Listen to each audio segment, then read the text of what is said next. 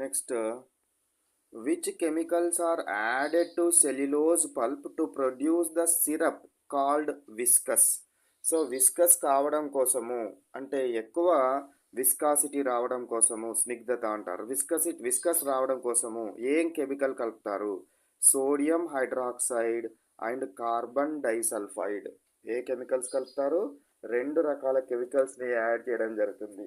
Cellulose పల్పును విస్కస్గా మార్చడం కోసము, ఎక్కువ డెన్స్గా మార్చడం కోసము sodium hydroxide, formula NaOH, carbon disulphide ఈ రెండు కెమికల్స్ని కలుపుతాము. ఈ రెండు కెమికల్స్ని కలిపి మనం అది బాగా స్ట్రాంగ్ అయ్యే విధంగా చేయడం జరుగుతుంది అనేది మనం గుర్తుంచుకోవాలి. ఓకే,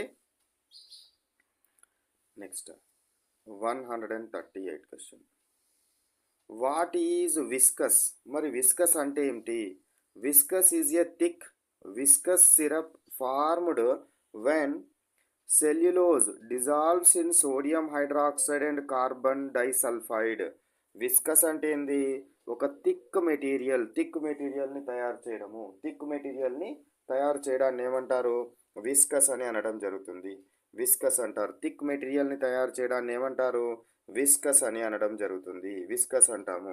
ఎట్లా తయారవుతుందట విస్కస్ మెటీరియల్? ఈ సెల్యులోజ్ పల్ప్ ఏదైతే ఉందో ఈ సెల్యులోజ్ పల్ప్ను ఈ సెల్యులోజ్ వుడ్ పల్ప్ని ఏం చేయాలంట? సో సోడియం హైడ్రాక్సైడ్లో కానీ లేదా కార్బన్ డైసల్ఫైడ్లో కానీ అందులో వేసినట్టయితే మనకేమవుతుంది? విస్కస్ మెటీరియల్ తయారవుతుంది. ఎక్కువ థిక్గా ఉన్న మెటీరియల్ తయారవడము జరుగుతుంది. ఎక్కువ థిక్గా ఉన్న మెటీరియల్ తయారు కావాలి, విస్కస్ మెటీరియల్ తయారు కావాలంటే ఎందులో వేస్తున్నామో చెప్పండి నాకు ఒకసారి. ఎందులో వేస్తున్నాము? Sodium hydroxide, carbon disulphide. Sodium hydroxide మరి లేదా కార్బన్ డైసల్ఫైడ్లో దాన్ని వేసి నిల్వ ఉంచడం వలన మనకేమవుతుంది అని అంటే విస్కస్ మెటీరియల్ తయారవుతుంది. హై విస్కస్ మెటీరియల్ తయారవుతుంది. తయారైన తర్వాత దాని నుంచి మనము ఏం తయారు చేయడం జరుగుతుంది? సో థ్రెడ్ని తయారు చేయడం జరుగుతుంది. థ్రెడ్ని తయారు చేయడం జరుగుతుందనే విషయాన్ని మనము గుర్తుంచుకోవాలి. ఓకేనా?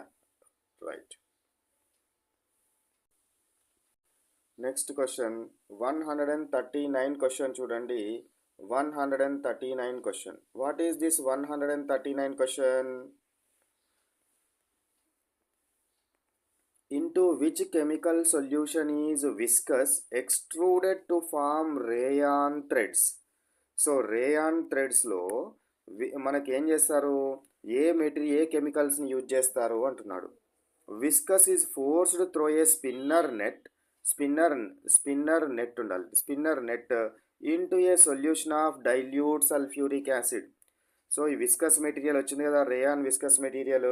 ఈ రేయాన్ విస్కస్ మెటీరియల్ రావాలంటే ఈ యొక్క వచ్చిన వుడ్ పల్ప్ యొక్క మెటీరియల్ని కార్బన్ డైసల్ఫైడ్లో కానీ లేదా సోడియం హైడ్రాక్సైడ్లో కానీ కలిపితే విస్కస్ మెటీరియల్ వచ్చిన తర్వాత ఇది రంధ్రాలున్న స్పిన్నర్ నెట్ గుండా కనుక పంపినట్టయితే వాటి దారాలు వస్తాయి.